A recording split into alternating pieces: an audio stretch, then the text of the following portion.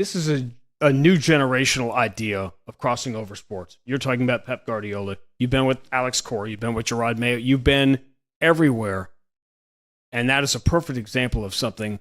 What is there to be gleaned from the way that other sports, and it could be outside of sports, it could be how other organizations, it seems like there's an endless supply of ideas to draw from, and that while it seems like, wow, Joe Mazzulla's going here and he's going there, it almost seems like there aren't enough days to do as much as you would want to do. I mean, I think if you look at everybody tries to look at us as a basketball team, and I look at that like 10th on the list. Like, to me, it's about people first, right? Like, the one common denominator of successful organizations, regardless of its arena, are the people that are involved. And how do you grow? How do you get those people to become better?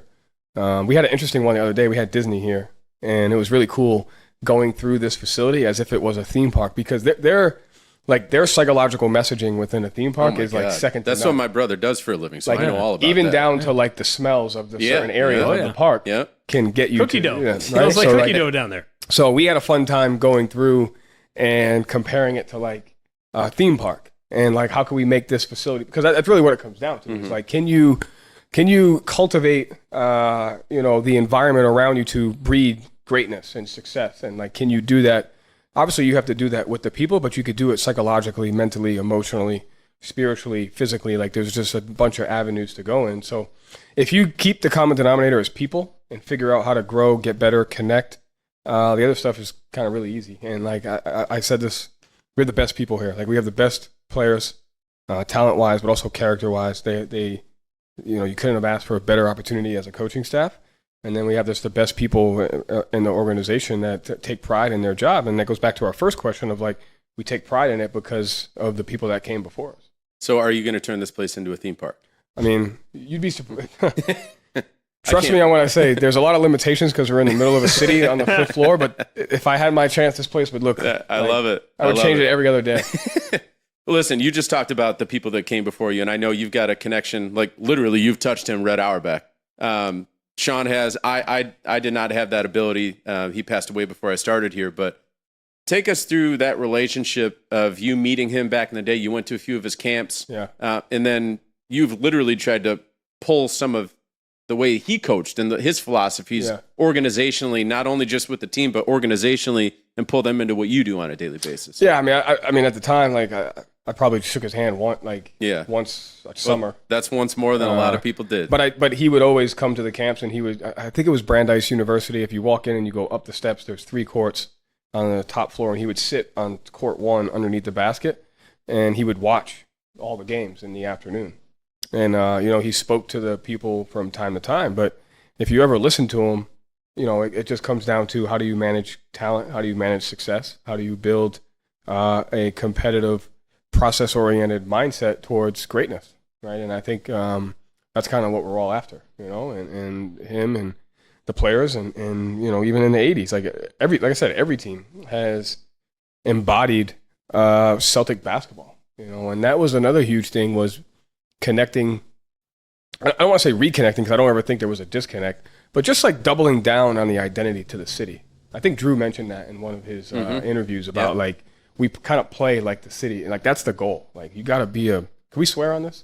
Absolutely. Go crazy. We're on YouTube. You just got to be a motherfucker. Like, you just got, like, that's just the easiest way to describe it. In fact, Drew swore last year, so you're good. Yeah, all right, good. So like, you just got to, like, we embody what the city represents of togetherness, chip on your shoulder. It's just Celtic basketball. It's just bigger than the sport itself. It's a mindset towards a community.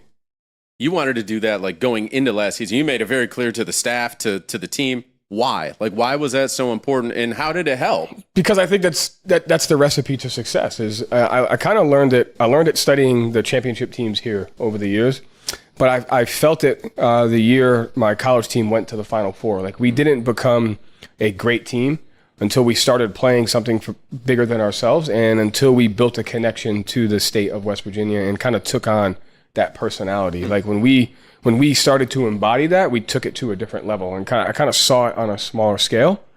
And here, I just think the fans deserve that. They're smart. They've seen high level basketball for a long, long time, so they know what good basketball looks like. So you're not going to trick them. And as you said, they'll let you know when they don't see it. And they should. Right? Yeah. I mean, that they should. They're one of the higher IQ audiences, that I've experienced. And so that, and being from here, I know how to carry that chip on your shoulder, to have that mentality. And so I thought it was like, this is who we have to be. Like, we got to embody this.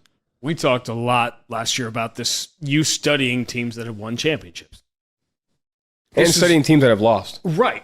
For this point, because, and you said over and over again, I don't remember anymore, we talk so much on and off the air, I forget which ends up on and which ends up off, about the margin being so razor crazy thin between winning and not winning. Now that you're on the other side of winning, is that exactly how you feel? I believe it more. Yeah. Believe it more. And you hate to say, like, so much has to go your way to win that's out of your control. You have to do so many things that are within your control, but there's so many other things that happen in a game, in a series, in a playoff that is out of your control. And so, yeah, like I even more. Give people an example, maybe the way Indiana managed some of those end of game situations. Yeah, I mean, exactly. Like, in game one, if they call a timeout to advance it, we don't knock the ball out of bounds underneath our basket with a chance to go, and then now you're down 3, you have to foul, and now you're down either 4 or 5, and it's a completely different situation to where you're down 0-1 in the Eastern Conference Finals instead of being up 0-1. Like, if Aaron Nesmith's 3 goes in at the end of game 3 because they run a tremendous play, and we just, not that we didn't try to guard, it's just that we hadn't seen that. If that goes in, now it's 2-1, and you have to beat them on their home court to tie the series. Like, it's one shot. And I saw that again in Man City's run at the 4th championship last year. The second to last game, Tottenham's on a breakaway, and if they get that, they don't win the championship, and it just nicked the goalkeeper, and it was like, that was the difference between winning and losing. And so and that was another thing I wanted to make sure is, like, people start to treat you differently when you win, and it doesn't make you any better or worse when you win. Everyone's about the same. It's just when you're around an environment where the fruits of the labor have kind of sprouted, and but like, at the end of the day, a person that won and hasn't won shouldn't be treated any differently, because they're all, the same type of coaches. Like, they're all great coaches, Because Aaron Nesmith's shot went in or didn't go in. Yeah. And every game, you can do that almost every night. Mark, I don't know if you were there. I was at Fenway the night the Red Sox were there. Yeah. Okay. In that game, which was in late June, and this is just a play-by-play brain, but I remember the Red Sox had a huge... Come on. You remember the time, the date, everything. That's the sickness. I can't sing or dance. This is what I do. It was the bottom of the 8th. It was the bottom of the 8th. First of all, Derek's on the Jumbotron with the trophy, and that's when the comeback started. That's what started it. But we watched that. Well, this is... don't be a spoiler. You can swear all you want, but you can't spoil the stories. Which is that game turned on a pop fly that the Blue Jays dropped. It started a Red Sox rally. Woj is gone, but my sources say that you clipped that game, and in part of what people file under the Joe Mazzulla insanity, you clipped that game to show. Right after the game. So I'm sitting there watching it. So that really happened. Yeah. You clipped it right after the game? Right after the game. It was like, we're showing that on day 1. Because that's the difference between winning and losing, is everyone gets blinded by, all these tactics and all these adjustments and all this other bullcrap that may or may not work. An adjustment is just a word. If the adjustment is only good if it works. Like, if it doesn't work, then there wasn't an adjustment. You just can't coach. But, like, you lose a game. I feel like I've heard that before. You lose a game on a routine fly ball, which is the most simplest of a fundamental of communication, which they probably don't drop those in a training, in a what do they call that? Spring training drill. And it's like, can you execute the simplest of details and fundamentals under a much higher duress? And so I'm sitting there, me and Matt Reynolds are just watching it, and it's like, each other, and you're this is it right here. Like, this is it. Like, this is how you lose. And it's easy to focus on winning, but I think you have to focus more on how not to lose than you do on how to win. So day 1. Because how not to lose is more controllable than how to win, in my opinion. So just to recap, day 1, when this team came together, that's what you showed them. Baseball. First 2 clips. Baseball. Well, not just baseball. I thought the Olympics presented a lot of cool moments to see why people win, why people lose, and the difference. Passing the baton. Exactly. Like, they probably, I don't know how much they get to practice, but you probably don't drop it in practice. You may not mess up the timing, but, like, You only get one shot at it. Right. And so if you get blinded by the details for whatever reason, which happens to us, we talk about it all the time, doesn't mean we do it. I just think when you're trying to win championships, you can't focus on winning championships. You have to focus on what goes into the process of winning, but also how can you prevent losing by doing the things that are simplest to do under high duress. So I want to drill down on that because the team won a championship, right, in June. And everyone was living in that moment for sure. Even you, we saw you at the parade. Everyone was loving it.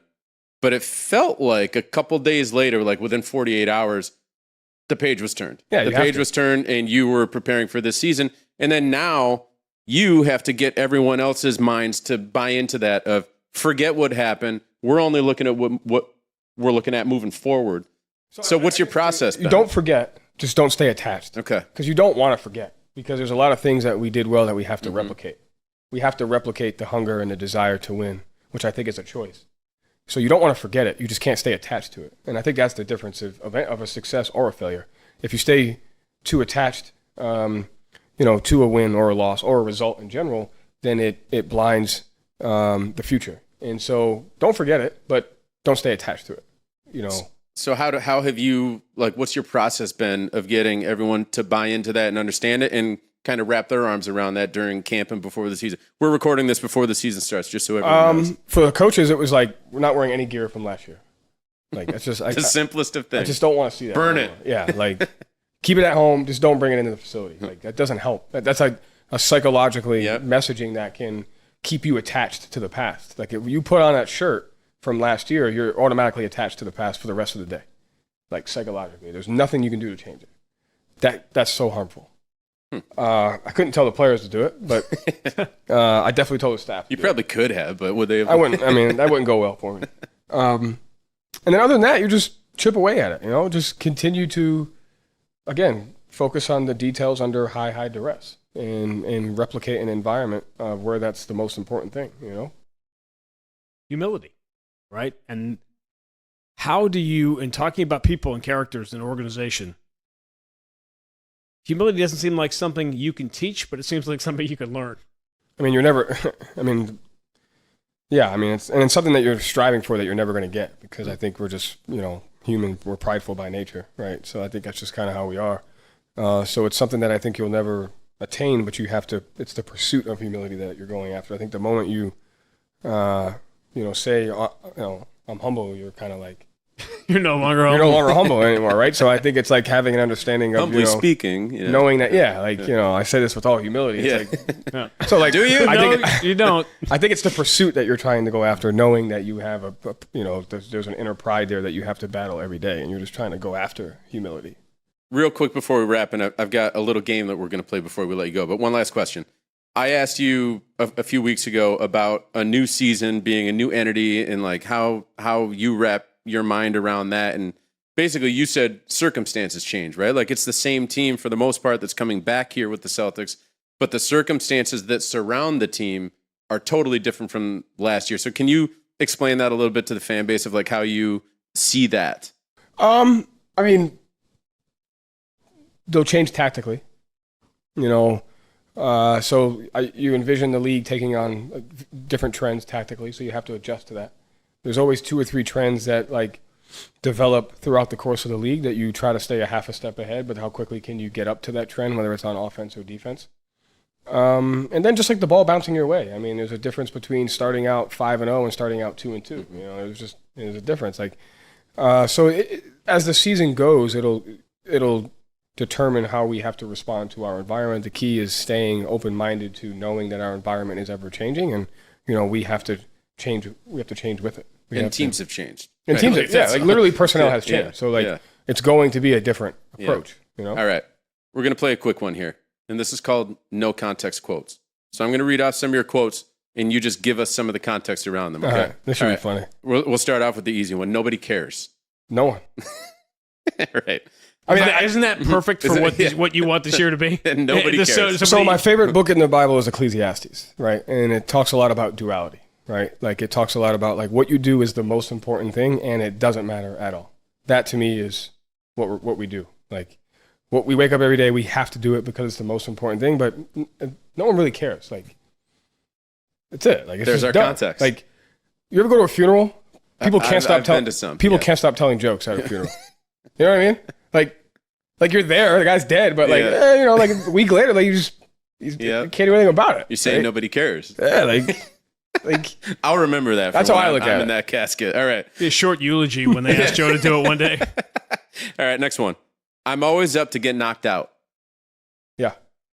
Why? It's important. What's the context? I think in order to go after success, you have to understand the other side of failure. All right, love it. I'm a big spite guy.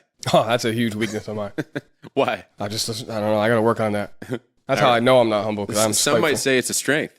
All right. Could be. If you leverage it right. I think you said this one to us on Media Day, actually. I think sometimes not having a message is a message. Yeah.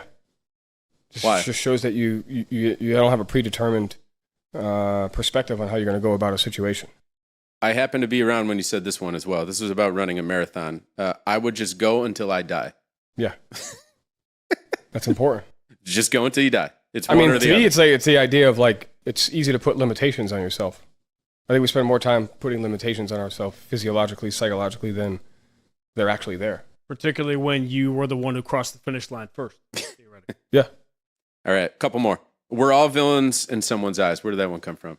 That one is very important because, especially in the social media era, we have a tendency to say someone is good or bad, and we're all really about the same. Like I learned this about a month ago. I was driving to school. I was driving to work, taking my kids to school, and there was 2 crosswalks.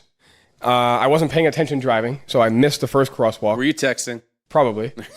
I missed the first crosswalk. The guy on the side of the crosswalk kind of like gave me a dirty look, like, you know, what the hell? Like, you're not going to stop? So I learned my lesson.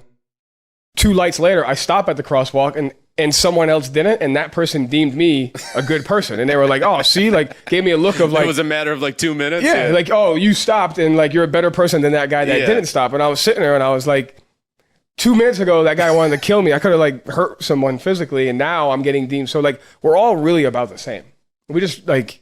We're all just, you know, I think people. This is the difference between Joe Mazzulla and someone like me, where like you're always learning lessons. I feel like you're going to leave here and somehow be better. I don't know how we're going to make you better, but something tells me you're going to leave here. But I was a villain in that guy's eyes, Yeah. and I was like the greatest person in the world to that woman's eyes. You know, acting coaches teach actors about playing quote unquote bad guys in movies. They say, always remember this: the villain is the hero of his own story. Yes.